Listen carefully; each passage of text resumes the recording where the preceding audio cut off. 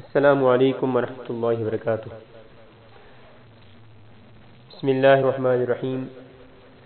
آج basic تجوید course کا 19واں سبق ہے اور آج ہم سورہ العلق، اس کا ترجمہ، اس کی مختصر تفسیر، معارف مسائل، اس کو پڑھنے کا طریقہ کیا ہے وہ پڑھیں گے۔ بسم اللہ الرحمن الرحیم۔ شروع اللہ کے نام سے جو سب پر مہربان ہے، بہت مہربان ہے۔ اقرأ بسم ربک الذی خلق، پڑھو اپنے پروردگار کے نام لے کر جس نے سب کچھ پیدا کیا۔ خلق الانسان من علق، اس نے انسان کو جمے ہوئے خون سے پیدا کیا۔ اقرأ وربک الاکرم، پڑھو اور تمہارا پروردگار سب سے زیادہ کرم والا ہے۔ الذی علم بالقلم، جس نے قلم سے تعلیم دی۔ علم الانسان ما لم يعلم، انسان کو اس بات کی تعلیم دی جو وہ نہیں جانتا تھا۔ کلا ان الانسان لیطغی، حقیقت یہ ہے کہ انسان کھلی سرکشی کر رہا ہے۔ ان رآہ استغنی، کیونکہ اس نے اپنے آپ کو بے نیاز سمجھ لیا ہے۔ ان الی ربک الرجعی، سچ تو یہ ہے کہ تمہارے پروردگار ہی کی طرف سب کو لوٹنا ہے۔ ارأیت الذی ینہی، بلا تم نے اس شخص کو بھی دیکھا جو ایک بندے کو منع کرتا ہے جب وہ نماز پڑھتا ہے۔ عبدا اذا صلی، بلا بتلاؤ کہ اگر وہ نماز پڑھنے والا ہدایت پر ہو۔ اس کی 10 آیتیں پڑھی ہیں، اب ان کے مختصر تفسیر۔ اقرأ سے ما لم یعلم تک مختصر تفسیر۔ سب سے پہلی وحی ہے جس کے نزول سے نبوت کی ابتدا ہوئی، جس کا قصہ حدیث صحیحین میں ہے کہ عطائے نبوت کے قریب زمانہ میں آپ کو از خود خلوت پسند ہوگی۔ آپ غار حرا میں تشریف لے جا کر کئی شبیں رہتے تھے۔ ایک روز دفعتاً جبرائیل علیہ السلام تشریف لائے اور آپ سے کہا کہ اقرأ، یعنی پڑھے۔ آپ نے فرمایا کہ ما انا بقاری، یعنی میں کچھ پڑھا ہوا نہیں ہوں۔ انہوں نے خوب آپ کو زور سے دبایا، پھر چھوڑ دیا اور پھر کہا اقرأ، آپ نے پھر وہی جواب دیا، اسی طرح 3 بار کیا، پھر آخر میں دبانے کے بعد چھوڑ کر کہا اقرأ الی ما لم یعلم۔ ہے پیغمبر صلی اللہ علیہ وسلم، آپ پر جو قرآن نازل ہوا کرے گا جس میں اس وقت کی نازل ہونے والی آیتیں بھی داخل ہیں، اپنے رب کا نام لے کر پڑھا کیجیے، یعنی جب پڑھے تو بسم اللہ الرحمن الرحیم کہہ کر پڑھا کریں، جیسا کہ اس آیت میں ہے اذا قرأت القرآن فاستعذ باللہ، قرآن کے ساتھ اعوذ باللہ پڑھنے کا حکم ہوا ہے۔ اور ان دونوں امر سے جو اصل مقصود ہے یعنی توکل، استعانت، وہ تو واجب ہے اور زبان سے کہہ لینا مسنون اور مندوب ہے۔ جس نے مخلوقات کو پیدا کیا، خلق الانسان من علق سے پہلے ربک الذی خلق، جو سب کا بنانے والا ہے، جس نے مخلوقات کو پیدا کیا۔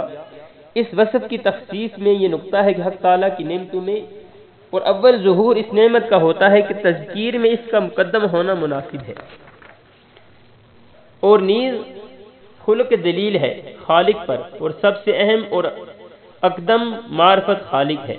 آگے بطور تخصیص با تعمیم کے ارشاد ہے کہ جس نے سب مخلوقات میں سے بالخصوص انسان کو خون کے لوتھڑے سے پیدا کیا۔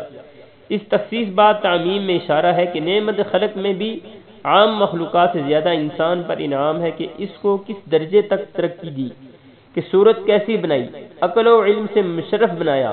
پس انسان کو زیادہ شکر اور ذکر کرنا چاہیے، اور تخصیص علق کی شاہد اس لیے ہے کہ ایک برزخی حالت ہے کہ اس کے قبل نطفہ اور غذا عنصر ہے، اور اس کے بعد مضغہ اور ترکیب عظام، نفخہ روحی، پس گویا وہ جمیع احوال متقدمہ متاخرہ کے درمیان ہے۔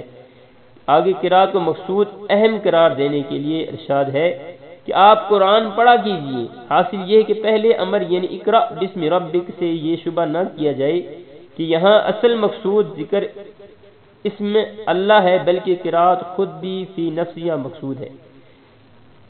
اور آگے اس عذر کو رفع کر دینے کی طرف اشارہ ہے کہ جو آپ نے اول جبرائیل علیہ السلام سے پیش کیا تھا کہ میں پڑھا ہوا نہیں ہوں۔ اس کے لیے ارشاد ہوا کہ آپ کا رب بڑا کریم ہے، جو چاہتا ہے عطا فرماتا ہے، اور وہ ایسا ہے جس نے لکھے پڑھوں کو قلم سے تعلیم دی، اور عموماً مطلقاً انسان کو دوسرے ذرائع سے ان چیزوں کی تعلیم دی جن کو وہ نہ جانتا تھا۔ مطلب یہ کہ اول تو تعلیم کچھ کتابت میں منحصر نہیں، کیونکہ دوسرے طریقوں سے بھی تعلیم کا مشاہدہ کیا جاتا ہے۔ ثانی اسباب مؤثر بالذات نہیں، مسبب حقیقی اور علم دینے والے ہم ہیں، پس گو آپ لکھنا نہیں جانتے، مگر ہم نے جب آپ کو قرأت کا امر کیا ہے تو ہم دوسرے ذریعے سے آپ کو قرأت حفظ علوم وحی پر قدرت دیں گے۔ چنانچہ ایسا ہی ہوا، پس ان آیات میں آپ کو نبوت اور اس کے مقدمات و متممات کا پورا بیان ہو گیا، اور چونکہ صاحب نبوت کی مخالفت غائب درجہ کا گناہ اور شنیع امر ہے، اس لیے آئندہ آیات میں جن کا نزول آیات اولا سے ایک مدت کے بعد ہوا ہے، آپ کے خاص مخالف یعنی ابو جہل کی مذمت عام الفاظ سے ہی، جس میں دوسرے مخالفین بھی شامل ہو جائیں، جس کا سبب نزول یہ ہے کہ ایک بار ابو جہل نے آپ کو نماز پڑھتے دیکھا، کہنے لگا کہ میں آپ کو اس سے بارہا منع کر چکا ہوں۔ آپ نے اس کو جھڑک دیا تو کہنے لگا کہ مکہ میں سب سے بڑا مجمع میرے ساتھ ہے، اور یہ بھی کہا تھا کہ اگر اب کی بار نماز پڑھتے دیکھوں گا تو نعوذ باللہ آپ کی گردن پر پاؤں رکھ دوں گا۔ چنانچہ ایک بار اس قصد سے چلا، مگر قریب جا کر رک گیا اور پیچھے ہٹنے لگا۔ لوگوں نے وجہ پوچھی، کہنے لگا مجھ کو ایک خندق آگ کی حائل معلوم ہوئی اور اس پر دار چیزیں نظر آئیں۔ آپ نے فرمایا وہ فرشتے تھے، اگر اور آگے آتا تو فرشتے اس کو بوٹی بوٹی کر کے نوچ ڈال دے۔ اس پر یہ آیت نازل ہوئی، جزا فی الدار المنشور وغیرہ من کتب الحدیث۔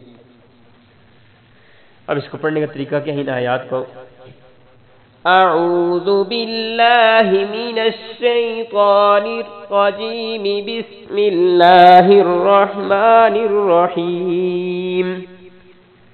اقرأ باسم ربک الذی خلق، خلق الانسان من علق، اقرأ وربک الاکرم، الذي علم بالقلم، علم الإنسان ما لم يعلم، كلا إن الإنسان ليطغى أن رآه استغنى، إن إلى ربك الرجعى، أرأيت الذي ينهى عبدا إذا صلى۔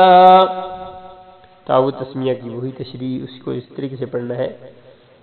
اقرأ، حمزہ قاف زیر قاف دونوں نقطوں والی، اقرأ، یہ را حمزہ زبر را ہے، الف پر جب کوئی حرکت آ جائے تو وہ حمزہ بن جاتی ہے، تو یہاں اقرأ ہوگا، اقرانی، اقرأ بسم ربک، را کو موٹا پڑھنا ہے، الذی خلق، خا کو موٹا پڑھنا ہے، قاف کو موٹا پڑھنا ہے، خلق الانسان من علق، خا کو موٹا، قاف کو موٹا، ان پہ غنہ کرنا ہے، سین کو بریک پڑھنا ہے، من علق، مین پہ غنہ نہیں کرنا کیونکہ آگے عین ہے، جہاں حمزہ عینہا غینہا جائے وہ غنہ نہیں ہوتا۔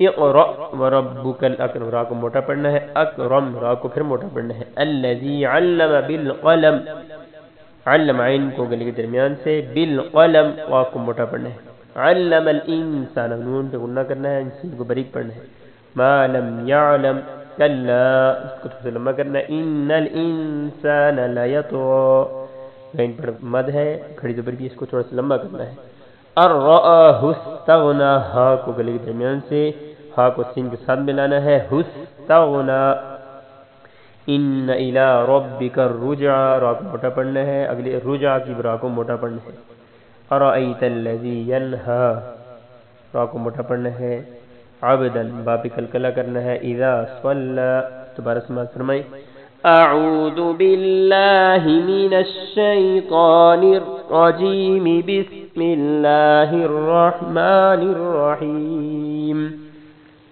اقرأ باسم ربك الذي خلق خلق الإنسان من علق اقرأ وربك الأكرم الذي علم بالقلم علم الإنسان ما لم يعلم كلا إن الإنسان ليطغى أن رآه استغنى إن إلى ربك الرجعى أرأيت الذي ينهى عبدا إذا صلى صدق الله العلي العظيم.